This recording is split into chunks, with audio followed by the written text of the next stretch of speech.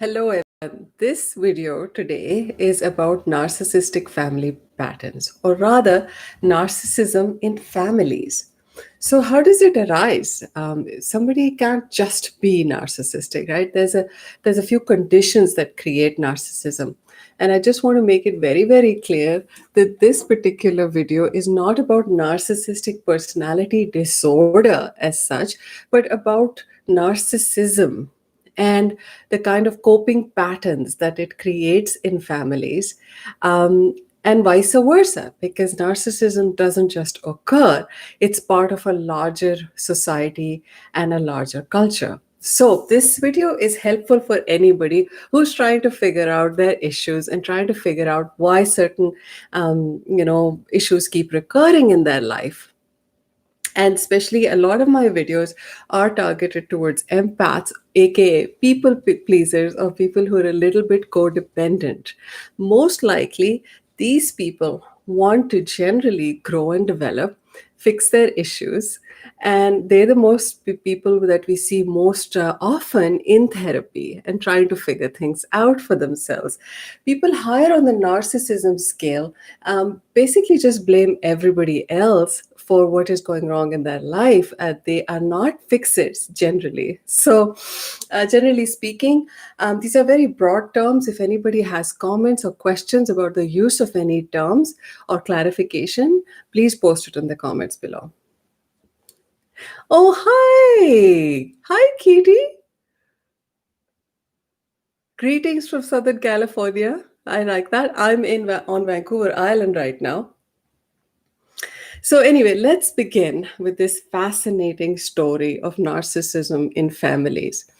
So, narcissism and even empaths, they are two survival mechanisms.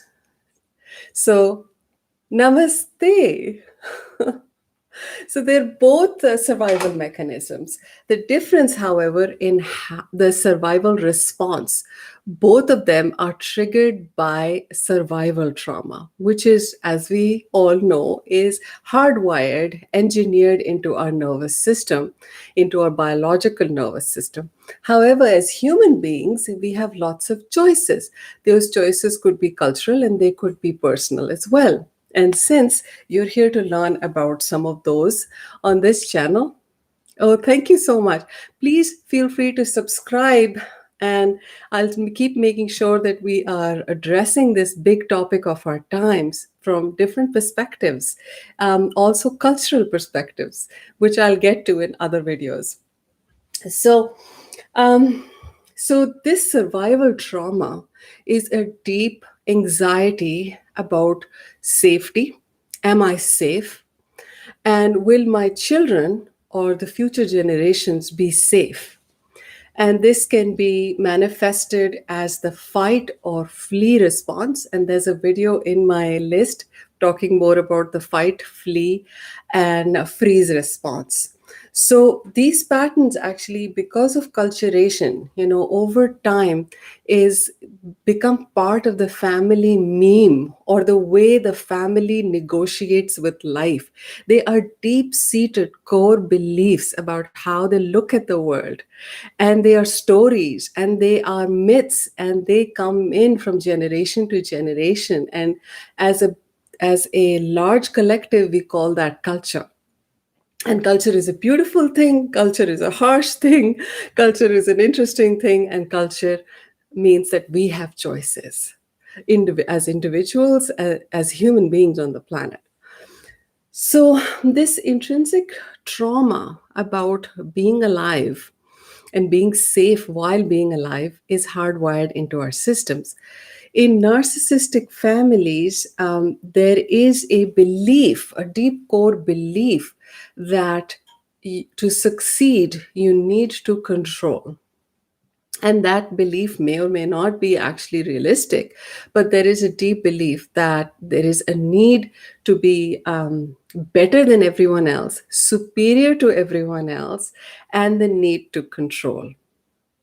So both things are coming in together, that there's a tremendous belief in the need for superiority, That doesn't always mean excellence, because excellence again is a very wide and generic concept. Superiority is actually a race based concept as well, which we will shortly look at.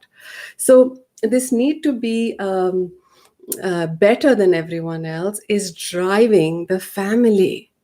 And so that means that the children have to excel, their partners have to be the best, everything has to be the best. And there are many cultures that show this kind of a pattern, and so many people from different parts of the world can maybe relate to that. Now, in this family system, there is that person who is the controlling person, who deeply believes in his or her intrinsic superiority.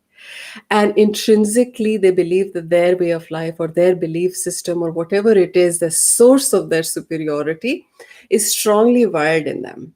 And they really believe in it. And that's what gives them, this is the source of their confidence as well, which is not a bad thing. So we all need to have some narcissism, otherwise we wouldn't survive. So self-esteem, self-confidence is also connected with some degree of narcissism. Now, in these family systems, there's usually a second person, who plays the other role, which is the people pleaser person. Now, this can be the empath who deeply feels other people's feelings, and this can be the codependent who feels they cannot survive without the protection and control of the other people or the other person in the relationship. So we'll see in a family that the couple, one of them may be more narcissistic, more controlling, and the other person may be more enabling, meaning that they want to please everybody, they want to make everybody happy. They may always argue about, let's make the family happy, let's, is this happy making, let's be happy. You'll hear those words from the more empathic person. And then, so there are few characteristics of the more empathic person. One of them is that they have lower boundaries, meaning that they don't say no very easily. They find it hard to say no. They find it hard to refuse help. They love to help other people because they love to make people happy. They usually do as told, so they get a lot of joy or satisfaction from meeting requirements. So if you give them a model, I mean a structure, or a description, a prescription, a recipe, this person loves to kind of follow it and to do it properly and perfectly. So there's the word perfect. So narcissistic family patterns will have perfection as a attribute as well. Now, the downside of this personality, when they feel like they're being taken advantage of, not feeling respected or feeling generally, criticized or something like that, they will feel a tremendous hurt. They will feel betrayal. There may be a lot of resentment from always pleasing other people and not being appreciated. Their health issues can range from all the way from anxiety to depression because they are coping with this pattern. And they have this such a strong need to please everybody, and they are needed to play this role in order to keep the family together. So there's that word need, and that's what's keeping them in this story and in this game, is that they have a deep soul need to make other people happy, including themselves. So, what does the people pleaser do? Whether we call them an empath, some writers will call it a codependent pattern. What is so? The issue is not the terminology, but the personality characteristics, so that we can get a sense of this person and what's really driving them. They love to make others happy. They love to be happy themselves. And so that's their big drive in life. And they love to learn and grow. That's another deep core need for this person. They could be very interested when they first find out about these issues. This person is the person who'd want to make the changes, who'd want to learn more, who'd want to grow, because intrinsically they love to fix, they love to solve. and they love to make people happy. So if they learn about something that could make people happy, they'll want to try and teach everyone else in the family, hey, let's do this because there's this cool new idea about how we should get along better. So you may see that role as well coming from them. Their partners, on the other hand, are people who like to control, and they get their needs fulfilled basically through certain tactics such as rage. So they could have a very short fuse. They may be often triggered with an anger response. They control also with criticism. Now, the empath or the codependent or the people pleaser, they hate criticism. They love to please everybody, so they'll go above and beyond their ability in order to make sure that they meet the expectations of the more narcissistic partner. Or it could be a mother, a father, a husband, a wife, whoever it is. They're significant person in their life. So they'll keep on trying to fix and become better and become more and more perfect. And this could be a spiritual perfection. This could be a cooking. This could be fixing the house or whatever it is that they think is going to help the family feel better. Now, the more narcissistic person, controls through criticism, guilt, and shame. And that's the way they control the codependent to do exactly as they're told, to follow their bidding. This can be a match made in heaven. So there are many, many families that survive on this pattern. So it is a functional pattern. The only time it becomes dysfunctional is when the resentment builds up to the point that it completely, annihilates the trust in the relationship, or there is deep betrayal wounds that start occurring between the more narcissistic people and the more empathic people. So there's a limit for everything, right? And sometimes these manifest as health issues. We can somatize, meaning that we can create body pain because there's so much emotional pain and we are unable to express it because we are not feeling safe enough to express how hurt we feel, because we feel that the other person is just going to betray us again through tactics such as humiliation or guilting, which is another thing that more narcissistic people fall into. Now, someone asked me, so are narcissists evil? Are they bad people? Should we all get rid of narcissists and remove them from the family system? No, we can't really do that because we all have some degree of narcissism in us. Some need to be admired, some need to be validated. We're all human beings and we all love ourselves. So, what is it about the narcissist that becomes difficult? The issue really is the boundaries. Narcissistic people can go over and beyond boundaries over and over again until it's got early on in the dynamic. And there are proper measures put into place so that the more narcissistic person does not bully the other children. For example, this could be a sibling or even the parents. So between the spouses, they need to put some boundaries between parents and children. If one of the parents is quite narcissistic and quite controlling and controls through criticism, rage, and humiliation, then the boundaries need to happen for the people pleaser kind of a personality. So what's the characteristic of people pleasers? One of the other core characteristics of people pleasers is that they feel at some level that they're not good enough. And this could be physical. They may feel that they're not as pretty. This could be because they've been bullied in childhood. So they are very afraid of meeting people head on. They've been criticized so much since childhood that they feel intrinsically flawed in some way. So low self-esteem is definitely there in the mix. And the the codependent or the empath really has to work on their self esteem and their self care and work on fulfilling their needs themselves. Otherwise, the narcissistic person can really, really drain them, and it can become a toxic and abusive dysfunctional cycle. And that's not good for the narcissistic person either, because the resentment, the energy of the resentment, the energy of the hurt feelings is going to drain the narcissistic person as well.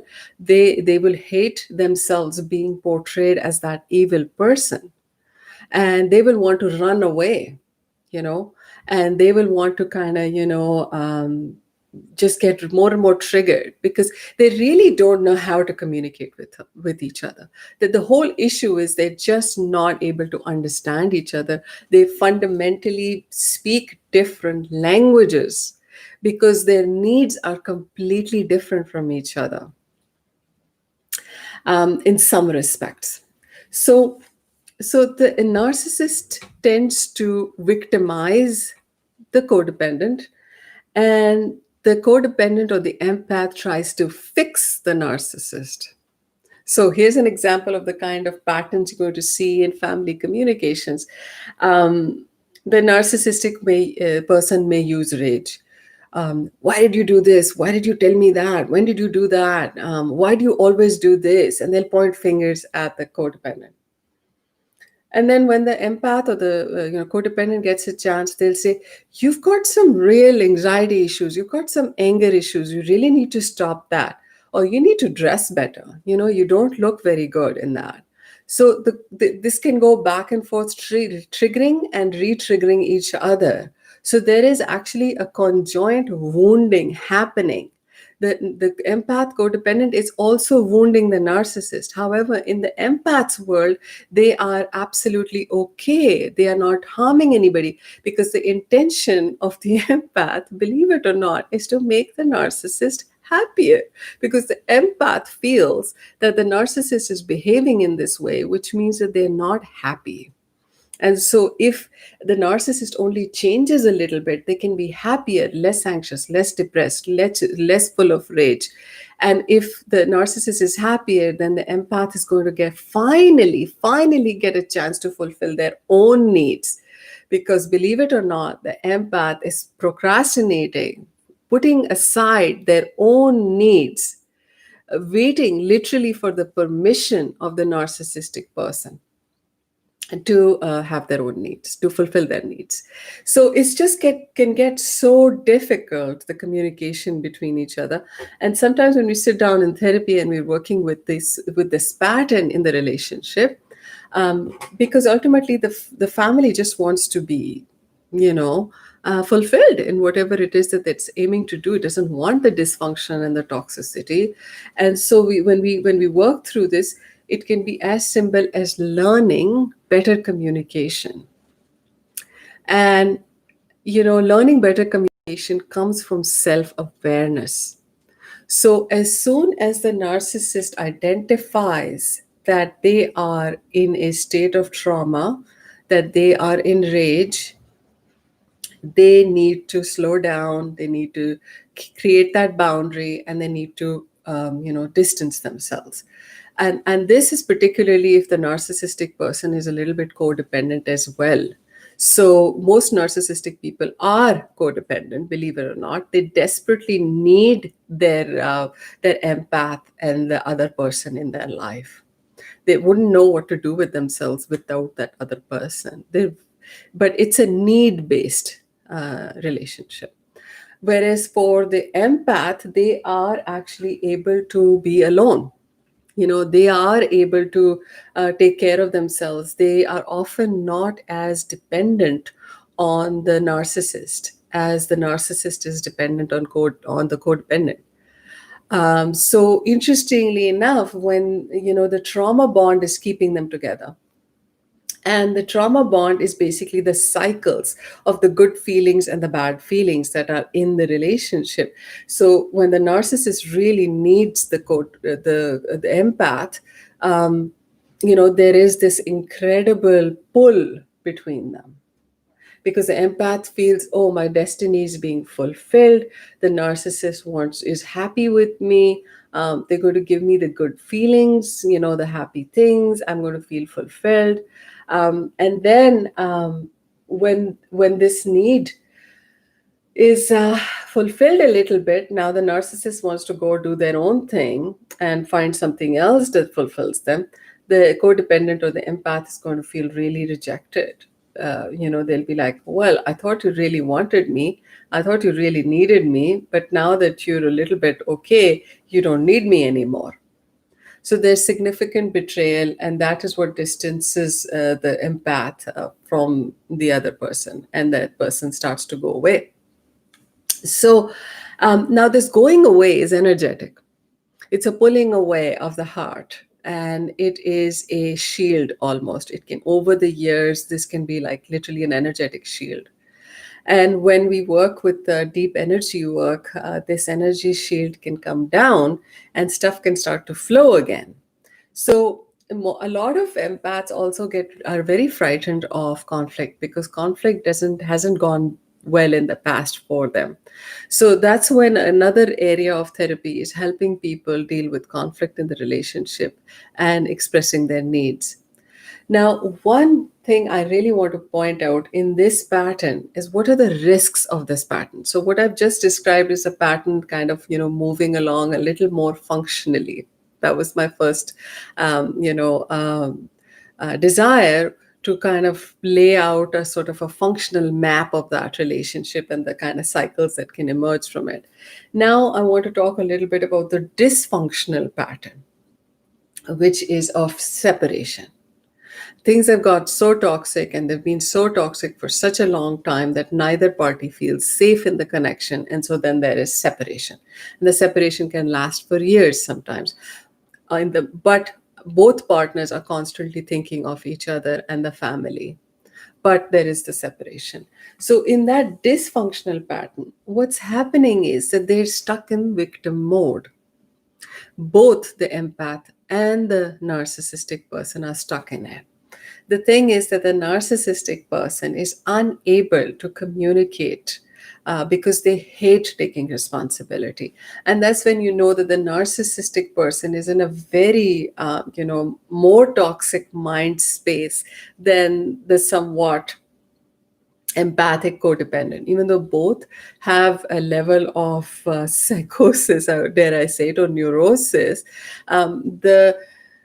The narcissistic person is more stuck sometimes in the victim mode, and that's where things get really dangerous because the narcissistic person is unable to acknowledge or accept their situation, their behavior, and take responsibility for it. They usually cannot apologize. So if you want to watch the video of top 10 signs of narcissists that this person is high in narcissistic traits, one of those signs that I'm going to be uploading, actually I'm going to be uploading that soon, one of those signs is an ability to apologize. So that's when you know that the narcissistic person is high. The codependent person, on the other side, apologizes too much. They're always saying, I'm sorry. I'm sorry I said that to you. I'm sorry I lost it. I'm sorry spoke my truth. When they speak the truth, they can be very, very defensive afterwards, very embarrassed about it, very upset because they feel they could have hurt the other person. And that's so true for me, because I'm definitely more on the empath codependent side. It's very hard for me to take up issues because I can traumatize myself afterwards about, oh my gosh, why did I say that? Maybe I could have been nicer, kinder, more compassionate. But that has not actually helped me resolve problems as much as having a very truthful word when I'm calm. So I'm drawing on my personal experience just to tell you that it's safe actually to speak up the truth, but do your planning. And that's where the therapy part can help people, is that they can plan their communications a little bit. They can work things out. They can be calm enough to actually talk, because the trauma bonding can mean there's tremendous triggering between the two people. And trauma bonding also means that there is a lowering of boundaries, there is some level of enmeshment. Neither party is actually fully seeing the person in the present moment. The past history that has built up over the years is filtering the present moment awareness of the person that they're in front of. And that's a very natural phenomena. And for the empath, a very real phenomena, because the empath has more mirror neurons in their brain than the more narcissistic person, which is why the empath can often be so triggered by the toxicity, by the rage, by the feelings in the air, that they completely go into freeze response, or they can go into a very, very terrible sort of meltdown and become very vulnerable. So we want to kind of bring balance into this situation, because this toxicity is neither good for this person or not the other. So the first line, if you find that you're maybe in a dysfunctional pattern, do take the time out necessary to completely calm down. Now, the narcissistic person, usually people high on the on the narcissism scale, have great difficulty regulating themselves. Someone on the empathic scale can just have an emotion and cry, get red and cry, and they're done. Especially when they are in a more balanced state. They are not like very triggered or very, disbalanced. Then the empath in a very healthy state can have an emotion, cry, and be done with in 10 minutes. But the narcissistic person has great difficulty with emotional regulation. And so they are not able to do that. They'll hold it all in if they are triggered. And they will continue to rely on the rage. If there is dysfunction, significant dysfunction, and both parties are stuck in the blame game, they really need help. So the first step after this sort of separation or timeout, they literally need timeout to actually feel safe again, is to start to communicate with each other about neutral things. Which movie did you watch? What song do you like? What did you eat for breakfast? And stay there for a long time, until they can talk about the next step. And for the next step to occur, the narcissistic person, the person high in the narcissistic traits, has to understand and agree to the boundaries of the more codependent or empathic person. Sometimes the codependent and empathic person has less privilege and less power in the relationship because of gender and because of social and cultural values.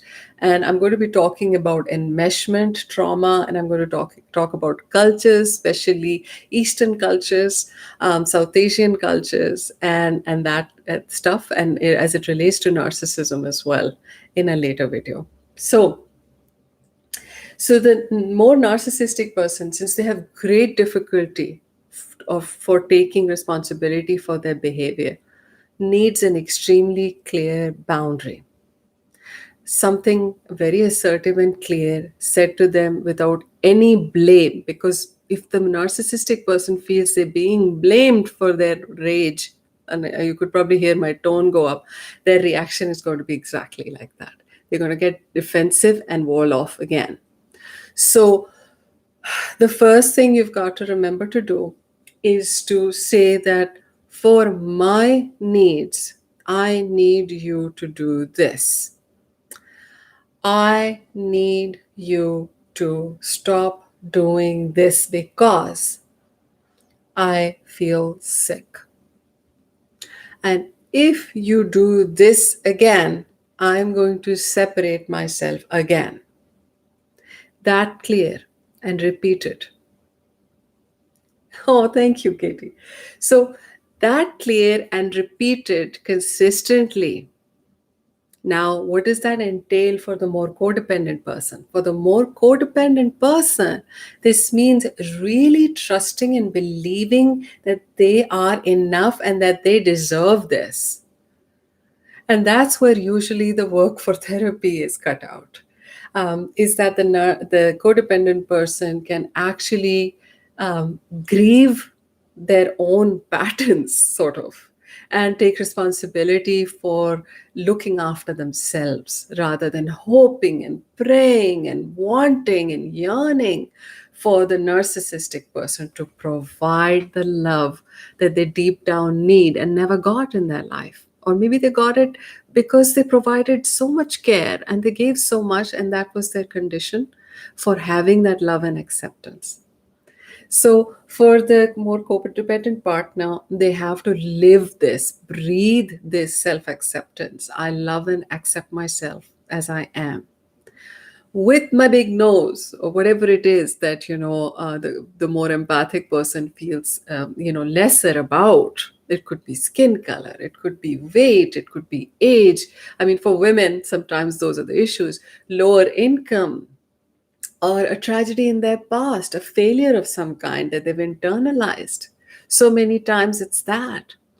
So, whatever it is that makes that empathic and more sort of people pleasing person feel less about themselves, they've got to confront that demon and let it go. So, that's where we're getting into the therapy side. Now, I'm assuming that the more narcissistic partner is interested in wanting to stay in the relationship. And I'm also assuming that the narcissistic partner does not have a diagnosable mental health condition. And so there's lots of ifs and buts, and this is a super general video, and we don't know enough right now. But to remember one thing, if there's one thing you can take away, there is no fixing for the narcissistic person. The narcissistic person is fine as they are, just fine. If you can just take that in, they're fine. They're depressed, it's not your problem. They're anxious, not your problem again. They eat too much, or they eat too little, or they really should be healthier, or should be nicer to the world. Not your problem, my friend. And I'm speaking mostly to the empaths and codependents, like I said earlier in the video. Now, what you need to remember is that you love and approve of yourself. You know your own needs, and you identify them with the help of a good therapist, or through self-help. If you can go to a therapist, find some self-help and go through some self-esteem stuff so that you feel your cup is full. And then once you've filled your own cup, you can share it with the narcissistic person.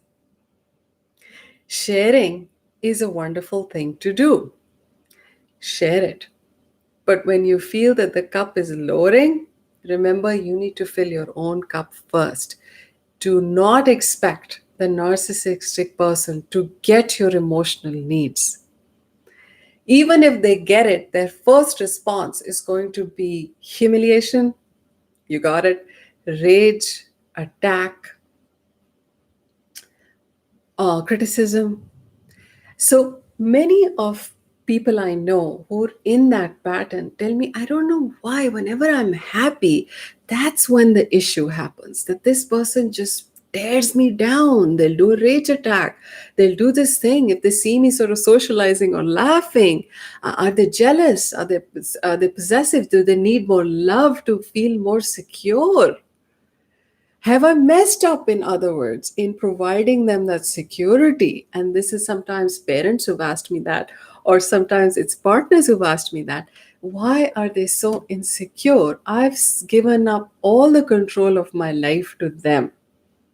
And sometimes the person has given over their house, they've given over even their identity, they've married that person, they have created children with that person, they don't want to divorce that person, they've said that person to that person several times, they've traveled the globe with that person, they've been there. So they don't understand why the narcissist still feels so insecure, because to them it seems like insecurity. But that's not what it is. Narcissistic people are not secure. They are actually very secure that they are so great their emotional vibration, their frequency is different because they're not looking to make others happy. They are wired, geared to win and be superior to other people. That's what's pushing them in life. And when they feel like they're losing or they're behind other people, or the other people have more than them, that's what triggers the narcissistic person. Not that their partner is sad or unhappy with them. So is if you guys, you lovely empaths out there, if you guys can accept that such a person can exist and you don't need to fix that person, that's okay, that's the way they are. Because remember, it's all about survival. So they're going out there and they're conquering and they're winning in the battle, and they're bringing home the money, if that's what's happening, or they're doing something for the relationship. That's what they can do. That's what they're wired to do. So anyway, little piece of advice from empaths and codependents: you're gorgeous, you're amazing, you're beautiful, you're acceptable, you're lovable. And I know that I'm at least a dozen friends, I'm sure around you recognize your light and love you for who you are. Just don't stop expecting the narcissistic person to do that for you or to affirm you, because that's not how they're wired. In fact, your love and approval and affirmation is the reason why they're wired to go out there and win at all costs. And this is the healthier and more functional relationship dynamic that I'm speaking about.